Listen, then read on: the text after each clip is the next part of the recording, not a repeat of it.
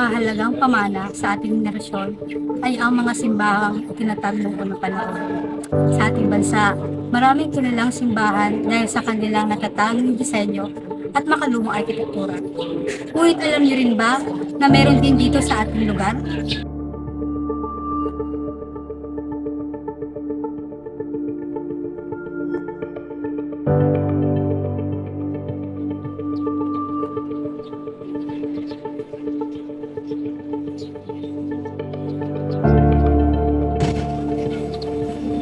Maligayang pagdating, narito kami sa St. Joseph, the Worker Parish Church sa bayan ng Milaor sa lalawigan ng Camarines Sur.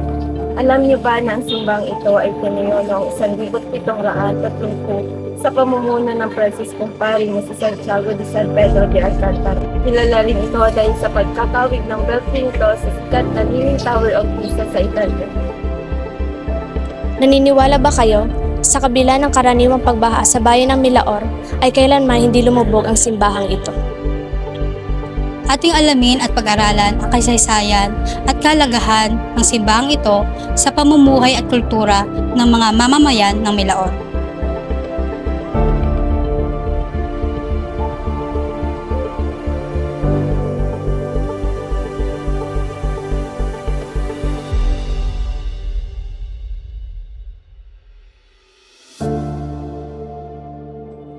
Ang mahigit 274 na taong simbahang ito ay ilang beses nang sinubok ng panahon.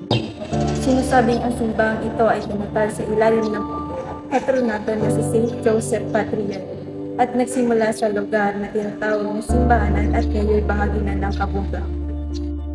Ngunit sinasabing inilipat ang pagtatayo ng simbahan sa Santo Domingo sa Milaor dahil sa mga alitan sa pagitan ng Cimarrones at Tolisalis. At itong panahon, pinili na tulos na patron para sa Milaor, yung Saint Joseph.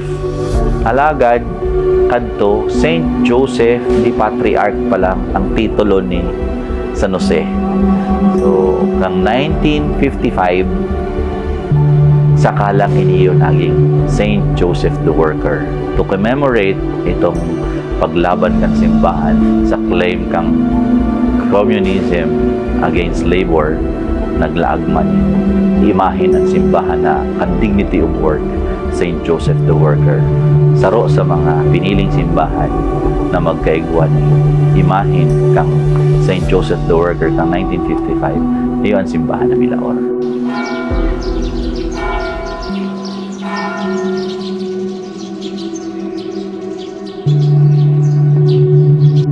May hiling niya to na ang satuyang simbahan pinanginutan iniyo kang mga padi kang mga Franciscano. Ang Franciscano katong panahon, sabay-sabay na nagtutugdok ng simbahan. Kaya saro lang ang model ninda kan simbahan. Ang mga materials kay iniyo, kadaklan kan simbahan kang Franciscano, nagre-rely sinda sa bricks. Kaya iyon ang material kan sa tuyang building. Iniyon sa tuyang simbahan.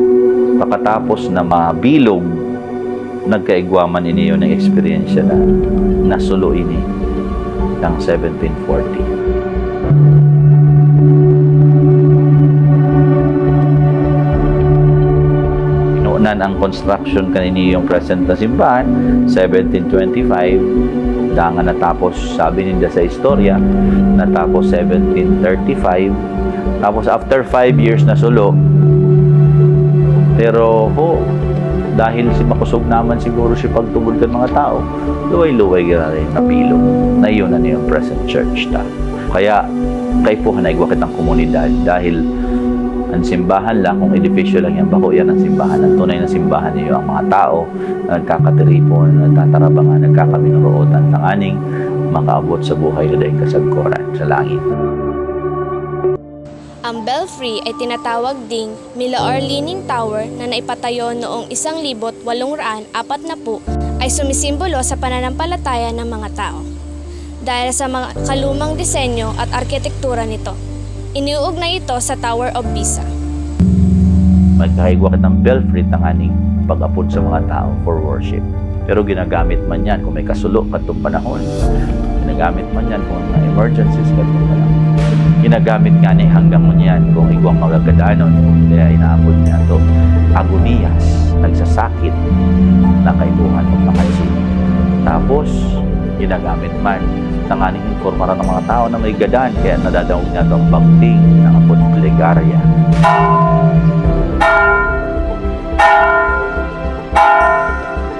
Mahiling niya to, leaning tower, naglilin.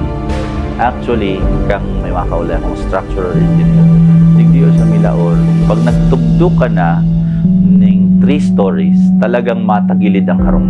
Dahil, kabakbad nga ni Iniyo, low-lying area, lawod, kadaklan na beses, pag nagbabagyo, as in nagkakaigwaling baha kadtong panahon, Iniyo, sanop Iniyo, lugar na Iniyo. Kaya, malumo yung irarom kang daga. Kaya pa nagparalangkaw ka, matagilid ka lang harong. Kaya, mahiling taligi sa Milaor, they advise na magtugdo ka ng pataas na harong. So, kaya iyan, nagkakaigulatan ng leaning tower. Noong nakaraang taon, ipinagdiriwang ng Milaor ang kanilang ika-438 piyesta.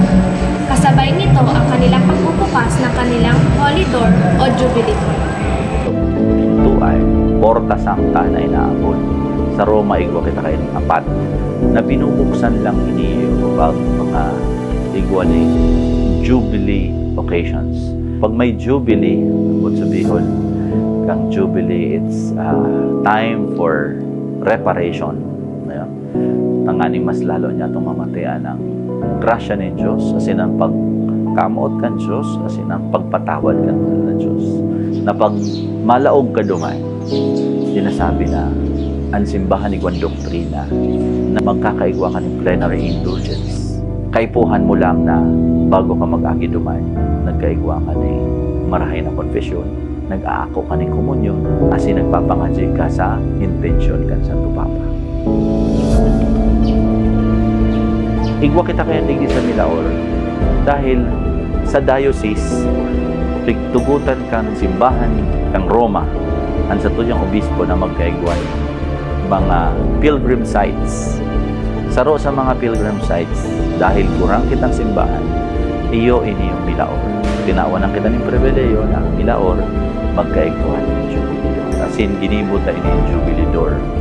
Hali mismo sa material kadtong mga original na pintuan kan sa tuyang simbahan. Pero dai po niyo perning binubukasan. Igway niyong rito na pabukas, asin pinagtutugot sa nakang obispo na bukasan. Kaya binukasan tayo niyo na nakaaking fiesta sa tuya, dangan po isasaray ni after 1 year. Dangan dai na po yan bubukas-bukasan giraray, sagkod na magdeklara giraray ang Santo Papa ni Jubilee Year. It's a door where we can feel mamamatian ta ang pagkamot asin pagpatawad kan sa tuyang kagurangnan.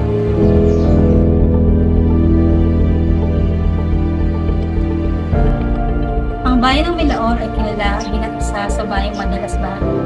Ngunit ang simbahang ito ay hindi pa rin lumubog o naapektuhan ng baha, anuman ang pagsigla ng kalikasan.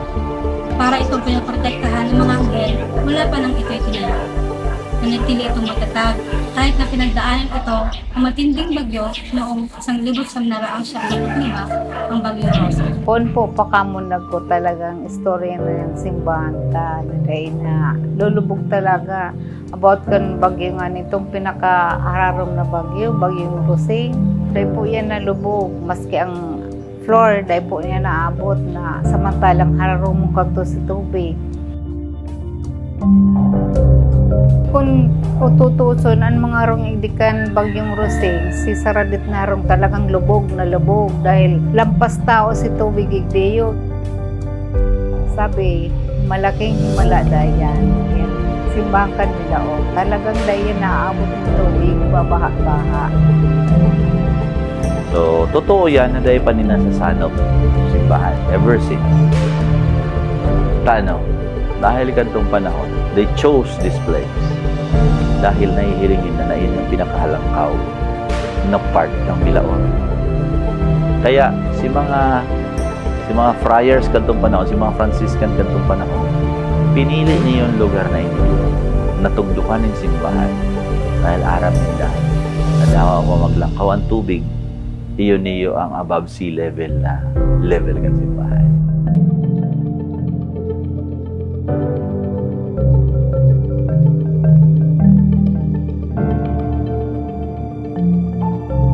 More than a mystery, iyo ang engineering skills kang mga nagpili kayo ng lugar na iniyo. Na hinanap talaga ninda ang halangkaw na lugar ni sa Milao. Tanganin, ano man na baha ang magabot, dahil talaga masalo. Pero for us, magayon man niya na sarong misteryo dahil totoo man ang God na kung ang simbahan could withstand ini yung mga baha. So, may hiling niya to na talagang symbolic man niya ng mahal na Diyos dahil kaya daubon ng ano pa man na raot ng panahon ano pa man.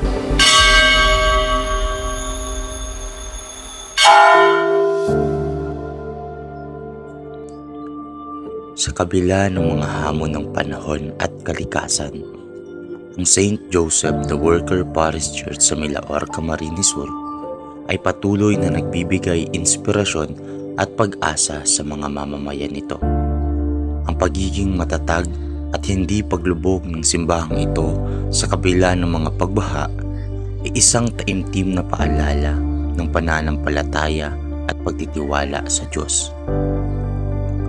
Ang makalumang disenyo at arkitektura nito ay patuloy na nagpapaalala sa mga susunod na henerasyon ng kahalagahan ng pagpapahalaga sa ating mga pamana at tradisyon.